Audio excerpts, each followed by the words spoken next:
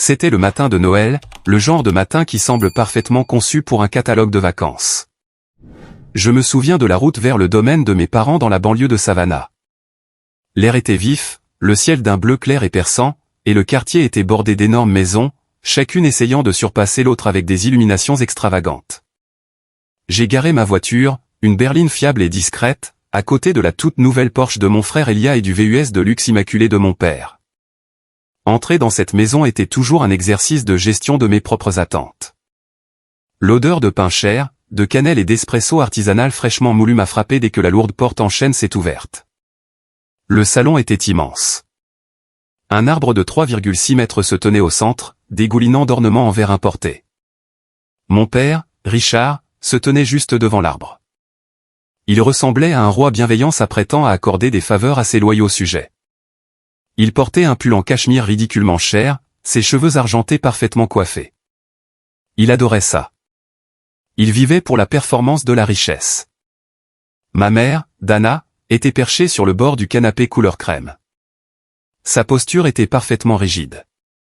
Elle portait une tenue de détente en soie qui coûtait probablement plus cher que ma première voiture. À côté d'elle se trouvait mon jeune frère, Elia, le fils préféré incontesté de la famille. Il avait la mâchoire ciselée, les cheveux parfaitement coiffés et l'arrogance naturelle de quelqu'un à qui on n'avait jamais dit non de toute sa vie. À côté de lui était assise sa fiancée Sarah, belle et impeccablement soignée, tenant un verre en cristal de jus d'orange. J'ai pris ma place habituelle dans le fauteuil près de la fenêtre, celui légèrement en dehors du cercle principal de conversation. Je tenais une tasse de café noir, sentant la chaleur se répandre dans mes paumes. Très bien, tout le monde, passons aux choses sérieuses, a annoncé mon père, sa voix résonnant d'une joie forcée de Noël. Il a commencé à distribuer les boîtes emballées. Il a tendu à ma mère une boîte en velours. Elle l'a ouverte pour révéler un lourd bracelet en or massif. Elle l'a levé à la lumière, l'admirant comme si elle l'avait gagné par un travail acharné plutôt que de simplement se marier dans le nom de Sloan. Ensuite, c'était le tour d'Elia. Mon père lui a jeté une boîte Cartier sombre et élégante. Elia n'a même pas eu l'air surpris. Un sourire narquois et suffisant s'est affiché sur son visage avant même qu'il n'ouvre le couvercle. Il savait que c'était une montre chère. Il n'attendait rien de moins. Puis mon père s'est tourné vers Sarah. Il lui a tendu un colis magnifiquement emballé contenant une trousse de voyage en cuir personnalisée avec ses initiales estampillées en feuilles d'or. « Bienvenue dans la famille, Sarah », a-t-il dit chaleureusement. Elle a rayonné et l'a remercié chaleureusement. Je suis restée assise là, sirotant mon café. J'ai attendu. Il y avait une pile de papier d'emballage déchiré sur le sol, et l'espace sous l'arbre était entièrement vide. Mon père s'est frotté les mains, a souri largement à la pièce et s'est dirigé vers le buffet de petit déjeuner étalé sur la table à manger. « Qui veut des œufs » a-t-il demandé. J'ai fixé l'espace vide sous l'arbre. Mon esprit s'est emballé. J'ai pensé qu'il y avait peut-être une erreur. Peut-être qu'un des sacs avait été laissé dans le placard du couloir. Peut-être qu'il y avait une petite enveloppe avec mon nom glissé dans les branches. Je me suis éclairci la gorge. J'ai gardé ma voix légère, essayant de ne pas paraître accusatrice. « Eh, papa. Est-ce qu'une boîte a été laissée dans le couloir par erreur ?» La pièce est devenue complètement silencieuse. On aurait pu entendre une épingle tomber sur l'épais tapis perçant. Ma mère a arrêté de beurrer sa tartine. Elle a tourné lentement la tête et m'a regardé. Ce n'était pas un regard de chaleur maternelle ni même d'un léger embarras. C'était exactement le regard que l'on donne à une tache sur un tapis blanc. Ses lèvres se sont amincies en une ligne dure et cruelle. « Pourquoi gaspiller de l'argent pour toi ?» a-t-elle dit. Sa voix était plate, froide, absolument dépourvue d'émotion. J'ai figé. J'ai littéralement senti mon souffle quitter mes poumons. « Excusez-moi » ai-je murmuré. Elle a pris une délicate gorgée de son mimosa, a posé la flûte en cristal et m'a regardé droit dans les yeux.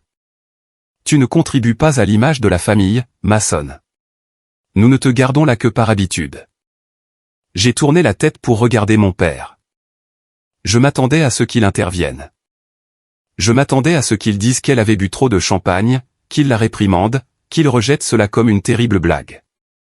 Il n'a même pas levé les yeux de son assiette d'œufs. Il a juste ajusté les poignets de son pull en cachemire et a pris une bouchée de bacon. Son silence était plus fort que ses mots. Son silence était un assentiment. Elia s'est penché en arrière dans sa chaise, croisant les bras sur sa poitrine. Il m'a regardé de haut en bas, ce petit sourire narquois jouant sur ses lèvres. Ne le prends pas si mal, Mason, a-t-il raillé, sa voix dégoulinant de condescendance. Tu n'es juste pas de notre niveau. Je suis resté là, mon café devenant complètement froid dans ma main. Pendant 31 ans, j'avais essayé de gagner une place à cette table. J'avais essayé d'être le bon fils, le fils responsable. Et en 5 secondes, ils avaient dépouillé le dernier mensonge poli que je me racontais. Je n'ai pas crié. Je n'ai pas jeté ma tasse de café contre le mur. Je n'ai pas pleuré. J'ai fait la seule chose digne qui me restait à faire quand les gens essaient activement de vous effacer de votre propre famille. J'ai souri. Je me suis levé lentement, j'ai posé la tasse précisément sur un dessous de verre, j'ai pris mon manteau sur le dossier de la chaise et je suis sorti par la porte d'entrée. Je n'ai pas dit un seul mot. J'ai entendu la lourde porte se refermer derrière moi. Ce clic était le son de ma tolérance qui expirait pour toujours. Pour comprendre pourquoi ce matin de Noël a brisé quelque chose de si fondamental en moi, il faut comprendre la grande illusion dans laquelle vivait ma famille. Mon père dirigeait un showroom de mobilier de luxe au centre-ville de Savannah, appelé Sloan House Interior.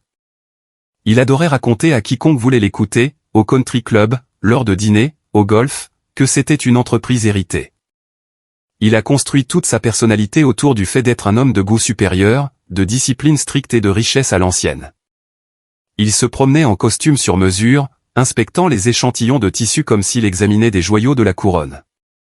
Ma mère flottait entre les déjeuners de bienfaisance, les vernissages d'art et les collectes de fonds de la haute société. Elle croyait fermement qu'elle était le summum absolu du raffinement. Elle passait des heures à parler de l'importance de l'éducation et du statut social. Et puis il y avait Elia. Elia était le visage de la marque. Il ne faisait aucun des gros travaux, mais il avait l'air fantastique à ne rien faire. C'était le fils préféré.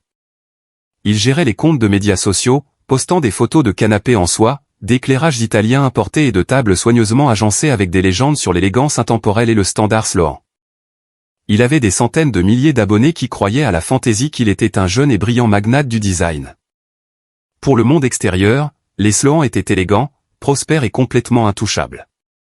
Et puis il y avait moi, Mason. J'étais la tache sombre sur leur esthétique immaculée. Je ne me suis pas lancé dans le commerce de la salle d'exposition. Je ne me souciais pas du marbre importé ou du nombre de fils des draps en coton égyptien. Je travaillais dans les acquisitions commerciales et la restructuration d'actifs. Je passais mes journées à examiner des feuilles de calcul complexes, des propriétés en difficulté, des échappatoires fiscales d'entreprises et une forte exposition à la dette. Je comprenais l'énorme différence impitoyable entre avoir l'air riche et être réellement solvable. Ma famille a complètement dédaigné ma carrière. Ils s'en moquaient ouvertement. Ils appelaient ça mon petit boulot de paperasse. Chaque fois que j'essayais de parler d'une acquisition réussie ou d'une promotion, mon père agitait la main et changeait de sujet pour parler du nouvel envoi de lustre. Ils agissaient comme si mon confortable salaire autogénéré était d'une certaine manière sale ou ennuyeux parce qu'il n'était pas lié à leur précieuse et glamour marque.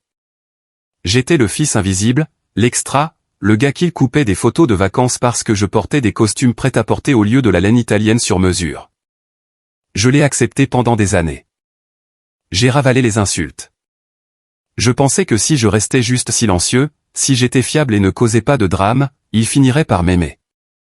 J'avais tellement incroyablement tort. L'ironie la plus profonde et la plus pathétique de l'arrogance stupéfiante de ma famille était que leur royaume entier était entièrement construit sur mes fondations.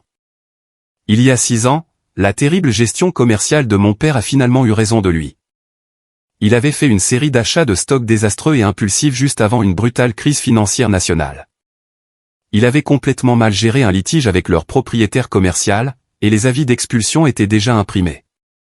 Pour aggraver les choses, sa banque principale avait examiné la chute vertigineuse des revenus du showroom et se préparait à retirer leur énorme ligne de crédit. Le grand Sloan House Interior était à exactement 3 semaines d'une faillite publique absolue.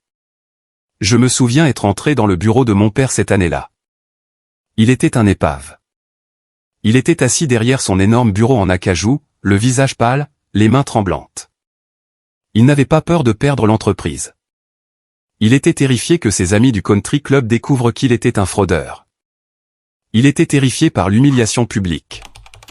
C'est à ce moment-là que je suis intervenu. Je ne l'ai pas fait pour l'humilier. Je ne l'ai pas fait pour avoir le pouvoir sur lui. Je l'ai fait parce que je croyais encore sincèrement au concept de famille. Je pensais encore pouvoir acheter leur respect.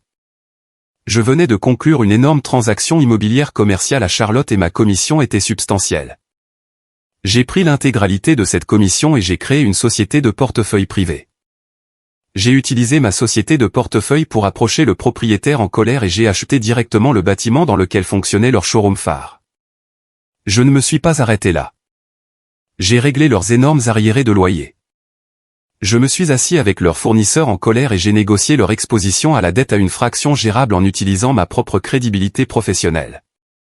Et puis j'ai fait la chose la plus dangereuse qu'un professionnel de la finance puisse faire. J'ai signé une garantie personnelle. J'ai personnellement garanti la ligne de crédit de stock saisonnière à la banque. J'ai mis ma propre cote de crédit, mes propres actifs et mon propre coût financier sur le bio pour maintenir leurs portes ouvertes. J'ai engagé une avocate brillante et impitoyable nommée Evelyne pour gérer toute la paperasse discrètement.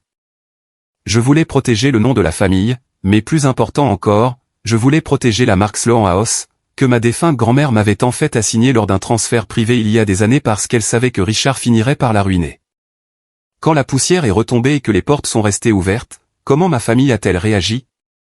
Richard est retourné directement au golf et a raconté à ses amis qu'il avait réussi un redressement miraculeux et génial de son entreprise. Dana a organisé un dîner et a qualifié la survie de bénédiction divine. Elia a posté une vidéo prétentieuse sur Instagram expliquant comment la famille retombe toujours sur ses pieds grâce à son sens aigu des affaires et à son éthique de travail inégalée. Aucun d'eux n'a jamais pris la peine de lire les documents. Aucun d'eux n'a jamais pris la peine de comprendre ce que j'avais réellement fait. Ils pensaient que j'avais juste aidé à remplir quelques formulaires de faillite. Ils n'ont jamais compris que le sol même sur lequel ils se tenaient m'appartenait. Le sauvetage financier était le mien. La seule raison pour laquelle leur lumière d'exposition coûteuse restait allumée chaque hiver était ma signature à la banque. Pendant si longues années, ils ont opéré dans mon bâtiment. Je leur ai facturé un loyer mensuel insultant, bien inférieur au prix du marché. Je l'ai fait juste pour maintenir la légalité de la paperasse fiscale. Je n'ai jamais brandi ma propriété à leur visage. J'ai laissé Richard jouer le roi du château. J'ai laissé Elia jouer l'héritier prospère d'un empire dont il ne possédait pas une seule brique. Et comment ont-ils récompensé mon silence et ma protection? Par un manque de respect incessant, écrasant, quotidien. C'était 1000 petites coupures. C'était d'être constamment assis tout au bout de la table près de la porte de la cuisine pendant les dîners de Thanksgiving. C'était la fois où j'ai essayé de parler de la nécessité de structurer un bon bail commercial à long terme, et Richard m'a congédié d'un signe de la main, disant « Ne m'ennuie pas avec des questions de comptabilité triviales, Mason. » J'ai une énorme consultation de design dans 10 minutes. C'était la façon dont Dana présentait Elia à ses riches amis comme l'avenir du design d'intérieur. Et puis elle me désignait vaguement et disait « Et voici Mason. Il fait quelque chose avec les impôts et les feuilles de calcul. Il finançait leurs fantasmes somptueux avec mon argent. Et il me traitait comme un cousin maladroit qui continuait à se présenter sans être invité. Ils en voulaient profondément de m'avoir eu besoin il y a 6 ans. Alors, ils surcompensaient en me rabaissant à chaque occasion. Les narcissiques ne peuvent se sentir grands que s'ils forcent tous les autres à s'agenouiller. L'incident de Noël n'était pas un événement isolé. Ce n'était pas un lapsus soudain. C'était simplement la première fois qu'ils se sentaient suffisamment en sécurité pour cesser de prétendre que leur cruauté était un accident. C'était le moment où ils ont dit à voix haute la partie qu'ils cachaient. Quand je suis sorti de leur maison ce matin de Noël, je n'ai pas conduit sans but. Je n'ai pas frappé le volant. Je n'ai pas versé une seule larme. J'ai conduit directement jusqu'à mon condo, le chauffage à fond, mon esprit terrifiante clair et aiguisé. J'ai enlevé mon manteau, me suis versé un grand verre d'eau glacée et me suis assis à mon îlot de cuisine. J'ai ouvert mon ordinateur portable et j'ai sorti mes fichiers financiers sécurisés. Je n'ai pas regardé de photos. J'ai regardé des chiffres. J'ai regardé les impôts fonciers que j'avais payés de ma poche sur leur bâtiment pendant 6 ans. J'ai regardé les primes d'assurance commerciale, les réparations de toits d'urgence que j'avais couvertes lorsqu'une tempête a frappé il y a 2 ans, l'énorme ligne de crédit que j'avais renouvelée année après année, signant mon propre nom pour que mon père puisse faire semblant. L'accord d'occupation préférentielle au mois que j'avais follement laissé traîner parce que la famille était censée signifier quelque chose. J'ai pris mon téléphone et j'ai appelé Evelyne. Il était 1h du matin le jour de Noël. Elle a répondu à la deuxième sonnerie. Evelyne connaissait ma famille. Elle avait vu les documents de renflouement originaux. Elle connaissait l'histoire. Evelyne, ai-je dit, ma voix calme, dépouillée de toute émotion. Il est temps. Prépare-le. Elle n'a pas posé de questions. Elle n'a pas offert de fausses sympathies. Elle a juste dit, dis-moi ce que tu veux. J'ai exposé mon plan comme une attaque militaire. Dès le lundi matin, elle avait fait exactement ce que fait une avocate brillante et très bien payée. Elle avait rendu mes limites juridiquement contraignantes. Avec effet immédiat, ma garantie personnelle sur leur énorme ligne de crédit de stock de janvier était entièrement retirée. Je m'écartais des rails et le train arrivait. Avec effet immédiat, leur occupation préférentielle mensuelle des locaux phares était résiliée. Ils avaient exactement 30 jours pour quitter mon bâtiment. Avec effet immédiat, toute utilisation de la marque Sloan House sans mon autorisation écrite express les exposerait à une action en injonction massive. Avec effet immédiat, toute communication devait passer exclusivement par mon conseiller juridique. Avant de raccrocher, j'ai donné à Evelyne une dernière instruction très précise. Je lui ai demandé de placer les documents physiques à l'intérieur d'une boîte cadeau blanche immaculée. Exactement le genre de boîte luxueuse et lourde que l'on utiliserait pour un cadeau de Noël haut de gamme. Je lui ai demandé de mettre cette boîte à l'intérieur du colis du coursier. Evelyne a fait une pause d'1 seconde au téléphone, puis a ricané sèchement. Symbole, ai-je répondu, s'ils veulent parler de cadeaux, je leur en offre enfin un qu'ils ont réellement mérité. Le 2 janvier, premier jour ouvrable après les fêtes, à exactement 8h30 du matin, un coursier privé s'est approché des lourdes portes vitrées de Sloan House Interior. Les portes n'avaient même pas encore été ouvertes au public. J'étais assis à mon bureau à l'autre bout de la ville dans mon propre bureau, regardant l'horloge sur l'écran de mon ordinateur. Plus tard, Claire, la directrice principale du showroom qui avait toujours été décente avec moi, m'a raconté exactement comment l'explosion s'était produite. Elia a vu le coursier à travers la vitre et a ouvert la porte avec empressement. Il a vu l'emballage de luxe et a immédiatement supposé qu'il s'agissait d'un cadeau de fin d'année d'entreprise d'un client fortuné. Il l'a signé, l'a apporté à la table d'exposition centrale en marbre, la table exacte où il filmait son contenu Instagram prétentieux, et a saisi un coupe-papier en argent. Il a coupé le ruban adhésif. Il a décollé le papier de soie coûteux, s'attendant probablement à une bouteille de scotch vieilli ou à un accessoire de créateur. Au lieu de cela, il a trouvé une boîte d'un blanc éclatant. À l'intérieur de la boîte se trouvait une épaisse pile de documents juridiques imprimés sur le papier à en-tête lourd et intimidant du cabinet d'avocat d'Evelyne, et posé juste au-dessus des papiers se trouvait une étiquette de clé en laiton lourd qui correspondait au verrou principal du bâtiment. Claire a dit qu'Elia a lu le premier paragraphe de l'avis d'expulsion. Le sang a complètement quitté son visage. Ses cheveux parfaitement coiffés semblaient perdre leur rebond. Il a poussé un cri fort et paniqué qui a résonné dans le showroom vide. « Maman, maman, sors d'ici. Regarde ça. » Dana, qui était à l'arrière en train d'arranger une composition florale pour une réunion client, s'est précipitée. Elle a arraché le papier des mains tremblantes d'Elia. Elle a lu les mots avisent de quitter les lieux. Ses genoux ont pratiquement lâché. Elle s'est effondrée lourdement sur un pouf en velours, ses mains commençant à trembler de manière incontrôlable.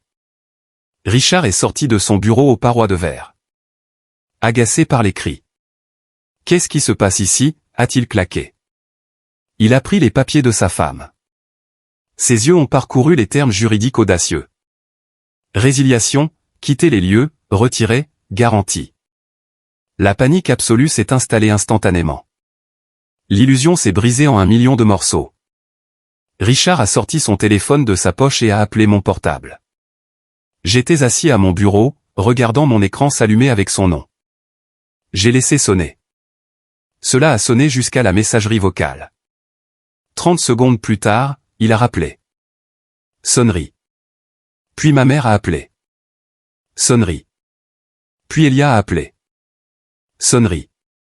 À 9h05, mon téléphone débordait de messages vocaux. Je me suis versé une tasse de café frais et j'ai appuyé sur lecture du premier. c'était Richard. Il respirait lourdement, essayant de projeter de l'autorité, mais échouant lamentablement. Mason, décroche ce foutu téléphone. C'est scandaleux. Il doit y avoir un malentendu. Appelle-moi immédiatement. Le deuxième message vocal était celui de ma mère. Sa voix tremblait, entièrement dépouillée de toute son arrogance habituelle de la haute société. Mason, chérie, tu ne fais pas ça. Tu ne peux pas faire ça à cause d'un malentendu de vacances. Appelle ton père tout de suite. Les gens vont parler. Le troisième était Elia. Le ton suffisant et condescendant du matin de Noël avait complètement disparu, remplacé par un désespoir brut et aigu. Et, mec, si c'est une sorte de coup bizarre, ce n'est pas drôle. Nous avons des clients importants qui arrivent aujourd'hui. Papa panique. Tu dois me rappeler tout de suite. Je n'ai rappelé personne. J'ai écouté chaque message vocal une fois, j'ai sauvegardé les fichiers audio et je les ai transférés directement à Evelyne. Ma famille avait construit toute sa zone de confort, tout son faux empire sur mon silence. Maintenant, mon silence allait absolument les détruire. Ils n'ont pas attendu mon appel. Les narcissiques ne supportent pas d'être ignorés. C'est leur kryptonite ultime. Le lendemain même, un lourd et agressif coup retentit dans mon appartement. Je n'ai même pas eu besoin de regarder par le Judas. Je savais exactement qui c'était. J'ai ouvert la porte et j'ai trouvé toute la famille debout dans mon couloir. Richard, Dana, Elia, et légèrement derrière eux, Sarah, qui avait l'air profondément mal à l'aise et confuse. Richard s'est frayé un chemin dans mon entrée avant même que je ne les invite à entrer. Il portait un cher manteau gris, mais il était mal boutonné. Il avait l'air épuisé comme un homme qui n'avait pas dormi une seule seconde. Assez de ces théâtrales, Mason. Richard a aboyé, pointant un doigt directement sur ma poitrine. Nous allons régler ça comme des adultes tout de suite. Je n'ai pas reculé. J'ai croisé les bras et je me suis appuyé nonchalamment contre le mur. Quels adultes, ai-je demandé, gardant ma voix dangereusement calme. Ceux qui offrent des cadeaux de luxe à tout le monde dans la pièce sauf à leur propre fils et appellent ça un comportement familial normal?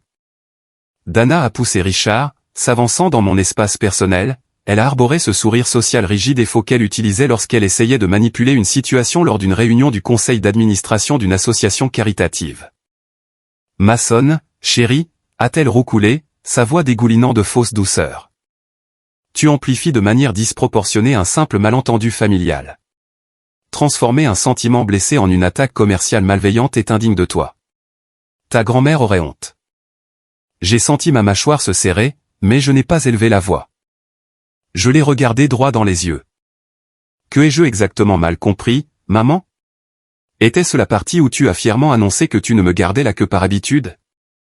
Ou était-ce la partie où tu m'as regardé et demandé pourquoi tu devrais gaspiller de l'argent pour moi?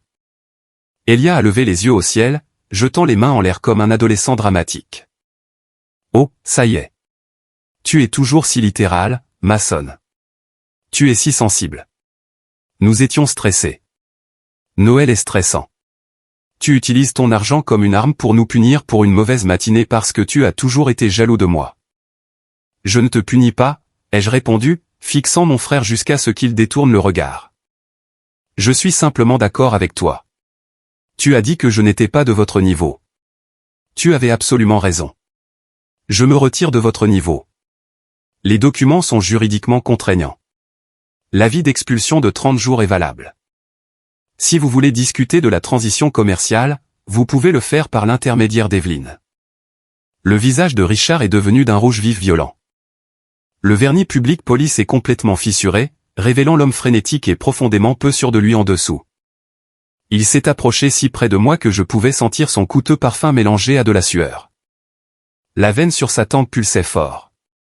Tu n'aurais jamais eu ce bâtiment sans le nom des Sloan, a craché Richard, sa voix tremblant de rage. J'ai construit cette entreprise. Tu me dois. Je n'ai pas scié. J'ai acheté le bâtiment avec mon propre argent, Richard. Et tu ne serais pas à l'intérieur si je n'avais pas sauvé ta gestion incompétente il y a 6 ans. J'ai fait une pause, laissant le silence planer une seconde. Au fait, la banque a déjà été informée du retrait de ma garantie. Richard a figé. La colère dans ses yeux a été instantanément remplacée par une terreur pure et non falsifiée. Elia est devenue aussi pâle qu'une feuille de papier. Sarah, qui était restée silencieuse tout le temps, a regardé de l'un à l'autre. Ses yeux étaient grands ouverts. C'était une fille intelligente et les pièces du puzzle s'assemblaient enfin dans sa tête. Elle a finalement compris que la richesse de son fiancé était un mirage total. « Attendez » a dit Sarah, sa voix tremblant légèrement. « Quelle banque, Elia ? De quelle garantie parle-t-il » Personne ne lui a répondu. Richard a dégluti difficilement. Il a soudainement baissé la voix, abandonnant l'agression, essayant de jouer le père concerné et intime. « Mason, s'il te plaît, a-t-il murmuré, jetant un coup d'œil nerveux à Sarah. Le problème de la ligne de crédit est, c'est temporaire. Si tu arrêtes simplement d'agir de manière complètement irrationnelle, je suis sûr que nous pouvons régler cela discrètement. J'ai laissé échapper un court rire froid. Il a résonné dans le couloir. Laisse-moi te poser une question très simple. Si je suis si irrationnel, si peu important, si entièrement inférieur à vous tous, pourquoi chacun d'entre vous est-il venu frapper à ma porte au moment exact où j'ai arrêté de payer vos factures? Ils n'ont eu aucune réponse. Ils sont restés là, dans un silence stupéfait et humilié. J'ai reculé, j'ai posé ma main sur la poignée de la porte et j'ai regardé mon père. Tu l'as dit toi-même, maman, j'ai dit doucement. Pourquoi gaspiller de l'argent? Vous avez 29 jours pour sortir votre stock de mon bâtiment. J'ai claqué la porte au nez et je l'ai verrouillée. La réalité de mes actions avançait déjà beaucoup plus vite que leurs énormes égos ne pouvaient le gérer. Lorsque vous débranchez un faux empire, l'effondrement est spectaculairement rapide. Dès le lendemain midi, David, le directeur commercial senior de leur banque, a appelé Richard. Puisque ma garantie personnelle était officiellement retirée, le système automatisé d'évaluation des risques de la banque a immédiatement signalé le compte de Sloan House comme présentant un risque extrêmement élevé. Ils n'ont même pas attendu une réunion. Ils ont gelé l'intégralité de la ligne de crédit discrétionnaire. 2 énormes conteneurs remplis de meubles italiens importés destinés à leur collection de printemps cruciale ont été bloqués au port. Sans ma signature garantissant la ligne de crédit, le showroom ne pouvait pas payer les frais de dédouanement. Le stock était bloqué. J'ai reçu un court email d'Evelyne confirmant le gel du crédit. C'était clinique. C'était magnifique. Richard a essayé d'appeler directement les fournisseurs. Il a passé des heures au téléphone dans son bureau vitré, transpirant à travers ses chemises sur mesure, suppliant pour des prolongations. Il a essayé de miser sur sa réputation en citant les noms de ses amis du country club. Mais dans le monde du commerce de détail haut de gamme, la réputation ne va que si loin lorsque les chèques cessent littéralement d'être encaissés. Les fournisseurs, sentant le sang dans l'eau et entendant des rumeurs de conflits familial, ont immédiatement resserré leurs conditions de paiement. Paiement à la livraison ou rien. Le showroom, habituellement animé par des designers d'intérieur d'élite et des clients fortunés, a commencé à ressembler à un navire en perdition. Les membres du personnel chuchotaient dans la salle de pause. La vie Instagram parfaitement organisée d'Elia a frappé un mur massif. Il ne pouvait pas publier de photos du nouvel inventaire très attendu car il n'y avait pas de nouvel inventaire. Il a été contraint de recycler d'anciennes photos de lampes et de canapés datant de 2 ans. Les initiés de l'industrie locale l'ont remarqué. Ils ont commencé à laisser des commentaires s'interrogeant sur le retard du lancement de la collection de printemps. Elia a paniqué et a désactivé complètement les commentaires. La promotion de leur grand héritage se désagrégeait pièce par pièce en temps réel pour que tout Savannah puisse le voir. Quand les personnes toxiques perdent le contrôle sur vous, leur réflexe immédiat est d'essayer de contrôler la façon dont les autres vous voient, puisqu'elles ne pouvaient plus manipuler mes comptes bancaires. Ma famille a lancé une campagne de dénigrement frénétique et désespérée pour sauver la face.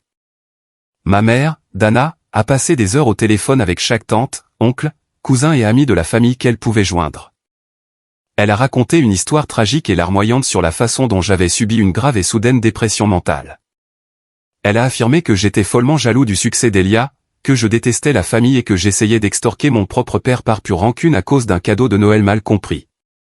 Elia s'est tourné vers les médias sociaux, jouant la victime ultime. Il a posté des citations passives-agressives sur ses stories à propos des membres de la famille narcissique, de la protection de sa paix intérieure et du lourd fardeau de devoir faire face à des frères et sœurs ingrats qui essaient de détruire votre succès. Puis vint l'appel téléphonique de mon oncle Thomas. Thomas était le frère aîné de Richard, un homme qui jouait toujours le sage, le conciliateur bienveillant lors des réunions de famille, mais qui aimait secrètement s'immiscer dans les finances de chacun pour se sentir important. Mason, mon garçon, a dit Thomas au téléphone, son ton lourd d'une fausse et profonde inquiétude. J'ai entendu des choses très troublantes de la part de ta mère. Tu dois penser à ta famille, fiston. Le sang est plus épais que l'eau. Tu ne peux pas simplement jeter ton père à la rue à cause d'un désaccord. Asseyons-nous, prenons un verre et réglons ça. Pense à ton avenir, à ta réputation dans cette ville. Je me suis penché en arrière dans ma chaise de bureau. Je savais exactement pourquoi Thomas appelait. Il n'appelait pas par amour. Il se trouvait que je savais, en examinant les vieux registres, que Thomas avait récemment prêté à Richard une somme d'argent importante en dehors des livres pour couvrir un problème fiscal personnel, s'attendant à un retour élevé de la collection de printemps du showroom. Si l'entreprise faisait faillite, Thomas perdait son argent. Ma réputation est parfaitement intacte, oncle Thomas, ai-je dit calmement, coupant court à sa fausse chaleur. Et mon avenir est très sûr. Si vous vous inquiétez du prêt personnel que vous avez fait à Richard, je vous suggère fortement de vous mettre en ligne avec le reste de ses créanciers car la banque est sur le point de lui prendre tout ce qu'il a. J'ai raccroché le téléphone. Je ne jouais plus à leur jeu. J'étais immunisé contre les culpabilisations, mais je ne réalisais pas à quel point mon père était vraiment désespéré. Je pensais qu'il allait juste bavarder. Je ne réalisais pas qu'il allait se battre de façon déloyale. Quelques jours plus tard, j'étais assis dans le bureau élégant d'Evelyne, au coin de la rue, en plein centre-ville. La vue sur la ville était incroyable, mais l'atmosphère dans la pièce était lourde. Evelyne a fait glisser un épais dossier en Bristol sur le bureau en acajou poli. Elle n'avait pas l'air heureuse. Ses lèvres étaient serrées. Richard a engagé Maître Vance, a dit Evelyne, tapotant son stylo coûteux contre le dossier. Je connaissais ce nom. Vance était un avocat local connu pour être un chien d'attaque impitoyable et très peu éthique. Il se spécialisait dans les divorces d'entreprises compliqués, les saisies d'actifs agressives et l'ensevelissement des adversaires sous une paperasse sans fin. Vance vient de nous notifier une injonction d'urgence pour arrêter l'expulsion, a poursuivi Evelyne. J'ai froncé les sourcils en ouvrant le dossier. Pour quel motif? La société de portefeuille est entièrement à mon nom. L'acte est parfaitement clair. Il n'a aucun argument. Continue à lire, a-t-elle dit d'un ton sombre. J'ai tourné la page jusqu'à la 2e page du dépôt et j'ai senti un frisson glacé me parcourir l'échine. L'air dans la pièce semblait disparaître. Joint à l'injonction se trouvait un document intitulé Procès-verbal et résolution du conseil d'administration. Le document affirmait que ma société de portefeuille n'était qu'une commodité fiscale. Une coquille temporaire créée par la fiducie familiale pour détenir la propriété. Il indiquait explicitement que Sloan House Interior possédait des droits équitables sur le bâtiment grâce à des années d'occupation continue et d'investissement commercial partagé. Mais ce n'était pas la partie qui me tordait l'estomac et faisait rugir le sang dans mes oreilles. Au bas de la page se trouvait un mémo interne censé autoriser Richard à maintenir l'occupation permanente et sans loyer des locaux indéfiniment. Et juste là, sur la ligne de signature principale, il y avait mon nom. Il ressemblait exactement à ma signature, la boucle fluide du M, la barre transversale nette et lourde du T, la légère inclinaison vers la droite. Je l'ai fixé pendant une longue minute assourdissante. Ma mâchoire s'est serrée si fort que mes dents du fond m'ont fait mal. Mon propre père, il était prêt à falsifier un document légal, un véritable crime fédéral, juste pour voler mon bâtiment et maintenir son faux empire en vie. Il était prêt à risquer de m'envoyer au tribunal, de traîner mon nom professionnel dans la boue, et potentiellement de ruiner ma carrière et mes finances juste pour protéger son ego fragile. Ils l'ont falsifié, ai-je dit, ma voix à peine plus qu'un chuchotement rauque. Je n'ai jamais vu ce document. Je n'ai jamais signé ça. Evelyne s'est penchée en avant, ses yeux vifs et évaluateurs. Je sais que tu ne l'as pas fait, Mason, mais c'est un sacré bon faux. Vance l'utilise pour retarder l'expulsion. Si le juge croit qu'il s'agit d'un litige familial légitime sur des biens partagés, Richard peut rester dans le bâtiment pendant que nous nous battons au tribunal pendant des mois. Peut-être des années, il gagne du temps pour utiliser ton bien comme levier pour un prêt au marché noir afin de sauver son inventaire. J'ai refermé le dossier. La trahison était si absolue, si profonde, qu'elle a réellement brûlé la toute dernière infime parcelle de chagrin ou de culpabilité que j'avais encore pour ces gens. Ce n'était plus une querelle de famille. C'était la guerre. Je suis retourné à mon appartement et j'ai passé les 48 heures suivantes à fouiller mes propres archives numériques étendues. Je n'ai pas dormi. J'ai bu du café noir et j'ai sorti chaque chaîne de mail, chaque virement bancaire, chaque avenant d'assurance que j'avais jamais signé concernant le bâtiment au cours des 6 dernières années. J'avais besoin de preuves indéniables que j'opérais de manière indépendante. Je devais prouver que la signature était un faux. Mais prouver un négatif devant un tribunal civil est notoirement difficile. Mes mains tremblaient légèrement alors que je faisais un clic droit sur le premier fichier, j'allais dans les propriétés et j'ouvrais les métadonnées avancées. Je me suis assis dans l'obscurité, la lueur de l'écran se reflétant dans mes yeux. Qui a envoyé ça? J'ai fixé l'email vierge du brûleur. Il n'y avait qu'une seule autre personne qui avait un accès physique à l'ordinateur de bureau d'Elia. Il n'y avait qu'une seule personne qui connaissait ses mots de passe. Il n'y avait qu'une seule personne qui se tenait dans mon couloir, observant la terreur absolue sur le visage de Richard quand j'ai mentionné la banque et réalisant pour la toute première fois qu'elle épousait une famille de menteurs fauchés et désespérés. Sarah. Sarah, qui venait d'une famille respectable et travailleuse. Sarah, qui était soudainement confrontée à un mariage avec un homme non seulement financièrement ruiné, mais commettant activement une fraude criminelle contre son propre frère. Elle partait et, comme cadeau d'adieu, elle me tendait l'épée exacte dont j'avais besoin pour les abattre avant qu'elle ne s'en aille. J'ai souri. Un vrai sourire authentique et terrifiant. J'ai joint tout le fichier zip à un email, rédigé un message rapide à Evelyne et j'ai cliqué sur envoyer. Le message ne contenait qu'une seule phrase. Nous les tenons. La veille de notre audience préliminaire, mon père a décidé de tenter un dernier coup désespéré. Il m'a invité au showroom sous prétexte de discuter d'une sortie structurée et civilisée. Je savais exactement ce que c'était. C'était une embuscade, mais j'ai accepté d'y aller, emmenant Evelyne avec moi parce que je voulais les regarder dans les yeux une dernière fois avant de tout leur prendre. Lorsque nous avons franchi les lourdes portes vitrées des intérieurs de Sloan House, l'atmosphère était complètement différente de l'endroit animé et arrogant que je connaissais depuis des années. Le sol était silencieux. 2 jeunes designers emballaient frénétiquement des échantillons de tissus dans des cartons. Mon père nous attendait à l'énorme table de conférence en marbre à l'arrière. Il n'était pas seul. Ma mère était assise raidement à côté de lui, son visage complètement illisible. Elia était adossée au mur du fond, essayant d'avoir l'air ennuyé, bien que son pied tapait nerveusement contre le parquet. Était également à table leur avocat, Maître Vance, et Claire, la directrice principale du showroom. Ils avaient fait venir Claire comme public. Ils pensaient que la présence d'un membre du personnel expérimenté me ferait reculer pour sauver la face. Ils traitaient cela comme un spectacle. Mon père s'est levé. Il a boutonné sa veste de costume sur mesure, essayant de projeter l'aura d'un PDG bienveillant gérant un problème mineur de ressources humaines. Mason, a commencé Richard, sa voix plongeant dans ce ton profond et condescendant qu'il utilisait avec les clients difficiles. Je suis content que tu sois venu. Toute cette situation a complètement dégénéré. Les frais de justice s'accumulent. Le stress ronge ta mère. Nous devons nous souvenir de notre héritage. Nous devons nous souvenir du sang. J'ai tiré une chaise et je me suis assis. Evelyne se tenait juste derrière moi, sa mallette reposant sur le marbre. Je n'ai pas dit un mot. Je l'ai juste regardé. Vance, leur avocat d'attaque, a fait glisser un épais document couleur crème sur la table. Mon client est prêt à offrir un règlement très généreux pour éviter de traîner le nom de la famille devant un tribunal public, a dit Vance calmement. J'ai regardé le papier sans le toucher.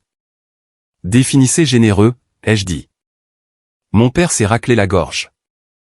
Nous demandons une prolongation de 18 mois du bail auto actuel, une autorisation complète de continuer à utiliser la marque Sloan House, et une clause de non-dénigrement mutuel. Il a fait une pause, se penchant en avant, posant ses mains sur la table. En échange, Mason, je suis prêt à écrire une lettre privée reconnaissant ton aide financière il y a 6 ans. Nous pouvons mettre tout cela derrière nous. Une lettre privée. Après 6 ans de manque de respect public, après m'avoir traité comme un fantôme dans ma propre famille, après que ma mère m'ait dit qu'il ne me gardait là que par habitude, après avoir falsifié ma signature sur un document juridique fédéral pour voler ma propriété. Mon père proposait de reconnaître secrètement que j'avais été utile tant qu'il pouvait conserver son faux empire pendant encore 1 an et demi. J'ai repoussé le document sur la table d'un doigt. Non, ai-je dit. Ma mère a haleté, serrant ses perles. Maçonne, as-tu complètement perdu la tête? Ton père t'offre un rameau d'olivier. J'ai tourné la tête et j'ai regardé directement Claire, la directrice principale. Elle avait l'air absolument terrifiée d'être assise là. Claire, ai-je dit, gardant ma voix parfaitement égale. Est-ce que Richard ou Dana t'ont dit que le matin de Noël, ma mère m'a regardé dans les yeux et m'a demandé pourquoi il devrait gaspiller de l'argent pour m'acheter un cadeau? La pièce est devenue silencieuse. Les yeux de Claire se sont écarquillés. Elle a baissé les yeux sur ses genoux, ses joues devenant rouges vifs. Ont-ils mentionné, ai-je continué, ma voix résonnant dans le showroom silencieux, que mon frère Elia m'a dit que je n'étais pas de leur niveau? Vous ont-ils dit que la seule raison pour laquelle vous avez reçu un chèque de paie au cours des 6 dernières années est que j'ai personnellement garanti la ligne de crédit de stock avec mon propre argent? C'est une affaire de famille privée, a claqué mon père, frappant sa main sur la table. Le vernis poli a instantanément disparu. Son visage était violet de rage. C'est devenu une affaire publique au moment où vous avez falsifié ma signature pour voler mon bâtiment, Richard, ai-je dit. Je me suis levé. Elia s'est détaché du mur, les poings serrés, mais il n'a pas fait un pas de plus. C'était un lâche quand il n'avait pas d'écran pour se cacher derrière. Nous vous verrons au tribunal demain, ai-je dit. J'ai regardé Vance, qui avait soudainement l'air très mal à l'aise face à la certitude absolue de ma voix. Apportez votre chéquier, maître Vance. Vous en aurez besoin pour payer votre propre défense juridique lorsque le juge verra ce que vos clients vous ont remis. Je me suis retourné et je suis sorti. Evelyne m'a suivi juste derrière. Nous n'avons pas regardé en arrière. L'audience du lendemain matin n'a pas été dramatique comme les films aiment dépeindre les salles d'audience. Il n'y a eu ni tonnerre, ni cris, ni témoins surprises surgissant des lourdes portes en chêne. C'était quelque chose de bien plus terrifiant pour les gens comme ma famille. C'était une humiliation lente, méthodique, complètement clinique sous des lumières fluorescentes crues. Le juge Harrison était un homme sans fioriture dans la cinquantaine. Il avait la réputation de mépriser profondément les drames familiaux qui faisaient perdre du temps au tribunal. Mon père est entré vêtu d'un costume 3 pièces gris anthracite. Il s'est assis à la table des défendeurs, le dos parfaitement droit, essayant de ressembler à un pilier de la communauté qui était victime d'un fils avide. Ma mère était assise à côté de lui, rigide et très offensée par la simple présence de gens ordinaires dans la galerie. Elia était assis dans la rangée derrière eux, l'air épuisé. Il n'arrêtait pas de vérifier son téléphone, probablement en regardant son nombre d'abonnés chuter à mesure que les rumeurs locales se propageaient. Maître Vance s'est levé en premier. Il a prononcé une déclaration d'ouverture passionnée et agressive sur les accords familiaux informels, les biens partagés et la confiance sacrée entre un père et un fils. Il a soutenu que ma société de portefeuille n'était qu'un simple instrument et que le procès-verbal falsifié prouvait mon intention de laisser la famille rester pour toujours. Le juge Harrison l'a interrompu 3 minutes après le début de son discours. Maître Vance, a dit le juge, sa voix râpeuse comme du papier de verre. Je me fiche de l'attachement émotionnel de votre client à la brique et au mortier. Je me soucie des papiers. Votre client a-t-il des registres de paiement d'un loyer au prix du marché commercial conforme à une revendication de propriété? Vance s'est raclé la gorge. Votre honneur, l'arrangement familial était fluide. Cela signifie non, a dit le juge Harrison d'un ton sec. Il a tourné son attention vers notre table. Conseiller, vous avez déposé une requête d'urgence pour annuler les preuves des défendeurs. La parole est à vous. Evelyne s'est levée. Elle n'a pas prononcé un discours passionné. Elle n'a pas parlé de mes sentiments blessés. Elle a juste pris un mince dossier et s'est dirigée vers le pupitre. Votre honneur, a commencé Evelyne, sa voix nette et claire. Le demandeur possède entièrement la propriété. Le défendeur a soumis un document intitulé Procès-verbal et résolution du conseil d'administration comme preuve d'un droit équitable de rester dans les locaux. Ils affirment que ce document a été exécuté il y a 6 ans et signé par mon client. Elle a remis une pile de papiers au huissier qui les a passés au juge, puis à maître Vance. Nous avons demandé le fichier natif de ce document lors de la découverte d'urgence, a poursuivi Evelyne. Ce que vous avez entre les mains, votre honneur, est le rapport de métadonnées certifié extrait de ce fichier numérique exact. J'ai observé la table de ma famille. Maître Vance a regardé le papier, le front plissé. Richard s'est penché pour le regarder. Elia s'est soudainement redressé parfaitement, son visage perdant toute couleur. Les métadonnées prouvent indéniablement, a dit Evelyne, se tournant légèrement pour regarder directement mon père, que ce document n'existait pas il y a 6 ans. Il a été créé le 29 décembre de cette année, il y a seulement 4 jours. Il a été rédigé sur un ordinateur enregistré au nom d'Elias Lohan. Un silence lourd et suffocant est tombé sur la salle d'audience. Même le sténographe a fait une pause d'une fraction de seconde. De plus, a déclaré Evelyne sans relâche, le journal numérique montre qu'un fichier image transparent intitulé Masson-Bahan a été inséré sur la ligne de signature à exactement 23h45. Mon client n'a pas signé cet accord. Les défendeurs ont fabriqué un document légal et l'ont soumis à ce tribunal pour commettre une fraude immobilière. Le juge Harrison a lentement baissé le papier. Il a enlevé ses lunettes. Il a regardé Maître Vance, dont la bouche était légèrement ouverte. Un bon avocat sait quand ses clients viennent de se coller une bombe à leur propre dossier. Maître Vance, a dit le juge Harrison. Sa voix n'était plus ennuyée. Elle était dangereusement calme. Vos clients vous ont-ils fourni un document falsifié à soumettre à mon tribunal? Vance a littéralement reculé d'un pas par rapport à ses propres clients. Votre honneur, Je me suis fié aux déclarations de Monsieur Sloan concernant l'authenticité des registres. Mon père s'est levé, la panique prenant complètement le dessus sur ses traits. Votre honneur, s'il vous plaît. Ce n'était qu'un brouillon. C'était un malentendu de la structure d'entreprise. Asseyez-vous, Monsieur Sloan. Le juge a aboyé, frappant son marteau si fort que le bruit a claqué comme un fouet. Vous ne parlez que si on vous parle. Richard s'est effondré sur sa chaise. Ma mère s'est couvert le visage de ses mains. Elia avait l'air de vouloir vomir là, dans la galerie. Il y a certains moments dans la vie où un énorme mensonge meurt en public. Et on peut presque entendre l'air quitter la pièce. C'était l'un de ces moments. La famille Sloan arrogante et intouchable était complètement mise à nu devant la loi. La décision a été rapide et entièrement dévastatrice. Le juge Harrison a accordé mon injonction dans son intégralité. Il a confirmé mon droit absolu de mettre fin à leur occupation immédiatement. Il leur a interdit d'utiliser la marque Sloan House et avant de nous renvoyer, il a regardé directement mon père. Monsieur Sloan, considérez-vous incroyablement chanceux que ce soit une procédure civile? Le juge a averti froidement. Je renvoie l'affaire de ce document fabriqué au bureau du procureur de district pour examen. Je vous suggère fortement de retenir un conseiller en défense pénale. Le marteau est tombé. C'était fini. C'est le moment qui change tout. Le moment où j'ai enfin repris le contrôle de ma vie. Merci beaucoup pour votre patience et d'être resté avec moi jusqu'à présent. Vous avez été incroyable. Veuillez aimer cette vidéo et laisser un commentaire ci-dessous pour me faire savoir que vous êtes arrivé jusqu'ici. Non seulement cela aide plus de gens à trouver cette histoire, mais cela me fait aussi savoir que mes expériences signifient vraiment quelque chose pour quelqu'un.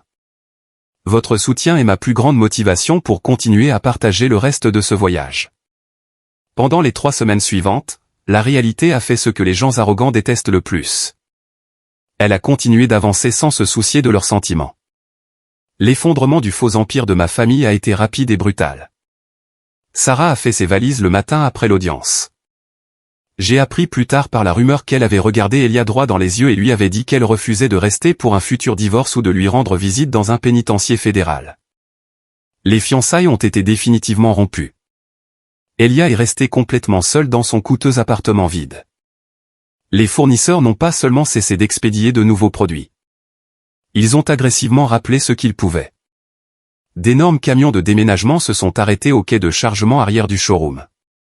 J'ai regardé de l'autre côté de la rue dans ma voiture des agents de reprise traîner des canapés en soie importés, d'énormes lustres en cristal et des tables de salle à manger sur mesure. Mon père, l'homme qui avait passé toute sa vie à agir comme s'il était de la royauté, a soudainement été contraint de porter des jeans et de superviser le papier bulle et les ventes de luminaires à prix réduit dans le cadre d'un calendrier d'urgence.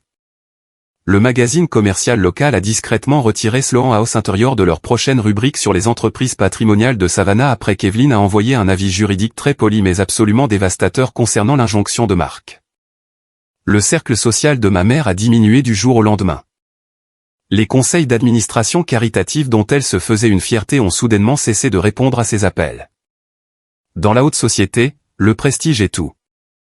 Sans le showroom, sans l'argent, et avec la lourde rumeur d'une enquête pour fraude criminelle planant au-dessus de leur tête, Dana est devenue une paria sociale. Quand la date limite absolue est arrivée, 30 jours après la notification, je ne suis pas allé au showroom seul. J'ai amené mon avocat et un serrurier engagé. Les lourdes portes vitrées étaient verrouillées. Les grandes vitrines, habituellement parfaitement agencées, étaient complètement vides, ne montrant à l'intérieur que le sol en béton nu. Le serrurier a percé la lourde serrure principale, et nous sommes entrés. L'endroit n'était pas détruit de la manière dont les gens vindicatifs détruisent les maisons dans les films. Il n'avait pas frappé les murs à coups de marteau, mais il était endommagé d'une manière beaucoup plus mesquine et coûteuse. C'était la vengeance de personnes incroyablement petites. Les tringles à rideaux en laiton sur mesure avaient été délibérément tordues au-delà de toute réutilisation. Les coûteuses lampes d'exposition qui étaient encastrées dans les murs avaient été laissées, mais chaque ampoule avait été dévissée et emportée. Les bords du comptoir de réception en marbre sur mesure avaient été fortement raclés par ce qui semblait être un outil métallique. Les classeurs de contact des fournisseurs avaient disparu. C'était mesquin, chronophage et entièrement délibéré. J'ai marché lentement à travers l'énorme espace résonnant. On aurait dit que je marchais dans un cimetière. Je me suis arrêté à la table centrale en marbre. Le seul meuble restant dans la pièce. C'était l'endroit où Elia filmait son contenu. Posée parfaitement au centre de la table se trouvait une petite boîte cadeau blanche immaculée. Je me suis dirigé vers elle. Je ne me sentais pas en colère. Je ressentais juste un profond épuisement. J'ai soulevé le couvercle. À l'intérieur de la boîte, posée sur un lit de papier de soie, se trouvait l'une des épaisses et coûteuses étiquettes cadeaux de Noël de notre petit déjeuner du matin de Noël. C'était mon étiquette. Elle était complètement vierge. Aucun nom, aucune description de cadeau, juste l'étiquette vide. Glissée sous l'étiquette se trouvait une petite note écrite de la main brouillonne d'Elia. Elle disait « Certaines choses ne changent jamais ». J'ai fixé cette note longtemps. J'ai failli éclater de rire parce que même après les audiences humiliantes, la panique frénétique, les fiançailles rompues et l'effondrement total de leur entreprise, ils avaient encore désespérément besoin que je sache que, dans leur mythologie tordue et privée, j'étais le problème. C'est l'incroyable chose à propos des narcissiques toxiques. Ils peuvent perdre absolument tout ce qui est réel dans leur vie, leur argent, leur réputation, leur famille, et ils s'accrocheront toujours farouchement à la fantaisie qu'ils étaient moralement supérieurs pendant qu'ils tombaient. Le serrurier s'est approché derrière moi. Il a regardé la boîte puis la table en marbre rayée. « Voulez-vous que je jette cette ordure, chef ?» a-t-il demandé. J'ai regardé l'étiquette vierge. « Non », ai-je dit doucement. J'ai glissé l'épaisse étiquette en papier dans la poche de ma veste. Certaines trophées arrivent dans des emballages plus étranges que d'autres. Des mois plus tard, la poussière était complètement retombée. J'ai vendu l'énorme bâtiment du centre-ville à un grand groupe hôtelier basé à Atlanta. Il voulait le transformer en hôtel-boutique. Le prix de vente était astronomique. C'était plus d'argent que ce que mon père n'avait jamais dit que toute son entreprise de showroom valait. Mon salaire précédent semblait une menue monnaie comparée au virement bancaire qui a frappé mon compte ce matin-là. Je n'ai pas maintenu la marque Sloan House active. Je l'ai complètement retirée. J'ai concédé sous licence quelques archives de design spécifiques directement liées au travail original de ma grand-mère à une société historique. Et j'ai laissé le reste du faux mythe familial mourir avec une dignité qu'il n'avait jamais gagnée. En finalisant le retrait de la marque, Evelyne m'a remis une enveloppe scellée qu'elle avait trouvée dans les documents de fiducie originaux de ma grand-mère provenant du coffre-fort. Ma grand-mère était décédée 10 ans auparavant. Je me suis assis dans le bureau d'Evelyne et j'ai brisé le seau de cire. C'était une lettre manuscrite de ma grand-mère. Maçonne, disait la lettre. Si tu lis ceci, cela signifie que tu as enfin dû utiliser la marque. J'ai toujours su que Richard était aveuglé par sa propre vanité. Il se soucie plus de l'apparence des choses que de ce sur quoi elles sont construites. Ton véritable héritage n'est pas seulement le nom sur un morceau de papier. Ton héritage est le cran de leur survivre. Je t'ai donné les droits parce que tu es le seul de cette famille qui comprend la valeur du travail acharné. Ne les laisse pas te vider. Construis ta propre maison. J'ai lu la lettre 3 fois. Ma vision s'est légèrement brouillée. Pendant 31 ans, j'ai cru que j'étais complètement seul dans cette famille. Je pensais que personne ne voyait ma valeur. Mais elle l'avait vue. Elle l'avait su tout le temps. C'était l'ultime validation d'au-delà de la tombe. Quant à ma famille, Savannah est une petite ville quand on fréquente certains cercles. Les gens parlent. Certains disaient que j'étais un requin d'entreprise impitoyable et froid. Certains disaient que mon père l'avait absolument mérité. Certains insistaient qu'il devait y avoir plus à l'histoire parce que personne ne détruirait vraiment une entreprise familiale à cause d'un cadeau de Noël manqué. C'était toujours le moyen le plus facile pour les étrangers de mal comprendre ce qui s'était passé. Il ne s'agissait jamais des cadeaux sous le sapin. Il s'agissait de la hiérarchie. Il s'agissait d'être traité comme structurellement inférieur par les gens même dont le style de vie confortable dépendait de ma volonté de continuer à financer leurs mensonges. Il s'agissait d'être juste assez utile pour être exploité mais assez invisible pour être ouvertement moqué. Après l'expulsion, mon père a loué un espace beaucoup plus petit et exigu dans un centre commercial en dehors du quartier historique. Il a essayé de rouvrir sous un nouveau nom. Mais sans l'emplacement privilégié du centre-ville, sans les relations de crédit établies et sans la grande image, cela n'a jamais eu le même attrait. Les clients fortunés ne voulaient pas se rendre dans un centre commercial pour acheter un canapé. L'entreprise échouait lentement. La vie de ma mère est devenue une ombre de ce qu'elle était. Les invitations au gala ont complètement disparu. Elle passait ses journées dans une plus petite maison louée, se plaignant à quiconque voulait l'écouter de l'ingratitude de la jeune génération. Elia a essayé de se tourner vers le conseil en style de vie et la création de contenus indépendants. Mais les accords de marque se tarissent instantanément lorsque votre public réalise que votre monde élégant et riche était principalement mis en scène sur un terrain emprunté dont vous avez été expulsé. Il a fini par prendre un poste salarié régulier de gestion des médias sociaux pour une concession automobile locale. Il ne postait plus beaucoup. Au cours de l'année suivante, mon père m'a envoyé exactement 3 lettres par la poste. La première lettre était une rage pure et non altérée. Il m'a traité de traître. Il a dit que j'avais à moi seul détruit l'héritage familial et qu'il ne me pardonnerait jamais. La deuxième lettre, arrivée 6 mois plus tard, était pathétique. Il parlait de la difficulté du nouveau magasin. Il laissait fortement entendre qu'il avait besoin d'un prêt à court terme pour payer les salaires. Il a signé, avec amour, papa. La troisième lettre est arrivée juste avant le Noël suivant. Elle était plus courte. Il écrivait qu'il ne comprenait pas comment j'avais pu partir si facilement. Il posait une seule question. Pourquoi es-tu devenu si froid? Je suis resté assis à mon comptoir de cuisine, tenant cette lettre. J'ai failli y répondre, non pas parce que je lui devais une explication, mais parce que la question elle-même était si incroyablement révélatrice. Même après tout cela, l'expulsion, le procès, la signature falsifiée, il croyait encore pleinement que la froideur avait commencé avec moi. Il ne pouvait pas comprendre que la froideur avait en fait commencé avec un père qui pouvait confortablement regarder son fils s'asseoir les mains vides le matin de Noël pendant que tout le monde dans la pièce déballait la preuve de leur importance. J'ai jeté la lettre à la déchiqueteuse. Je n'ai pas répondu. J'ai fait le deuil de l'idée de ma famille, comme assister aux funérailles de personnes encore vivantes. Mais j'étais enfin libre. Certaines questions ne méritent pas de réponse. Elles méritent juste d'être laissées dans le passé. J'ai pris le capital de la vente du bâtiment et j'ai lancé mon propre cabinet de conseil ce printemps-là. Nous nous concentrons spécifiquement sur les transitions d'actifs en difficulté et les litiges commerciaux intrafamiliaux. Il s'avère qu'il existe un marché incroyablement vaste pour aider les gens à démêler les entreprises qui ne sont maintenues que par un ego toxique et le silence. Je me suis accordé une promotion massive, passant du fils invisible au PDG de ma propre vie. J'y étais très bon. Entrez dans mon nouveau bureau aujourd'hui et vous ne verrez pas de diplôme ou de récompense placardé sur tous les murs. Juste derrière mon bureau, encadré dans un simple cadre noir mat lourd, est accrochée cette étiquette cadeau blanche vierge. Sans nom, sans inscription, complètement vide. Les clients s'assoient dans mes fauteuils en cuir, la regardent, et demandent parfois ce qu'elle signifie. Je leur dis que c'est un rappel quotidien. Un rappel du coup massif et écrasant de l'âme d'attendre trop longtemps que des personnes toxiques reconnaissent ce qu'elles savent déjà qu'elles vous doivent. Les gens me demandent si je me sens coupable. La réponse est absolument non. J'ai ressenti du chagrin, un chagrin profond et lourd. J'ai ressenti une rage intense.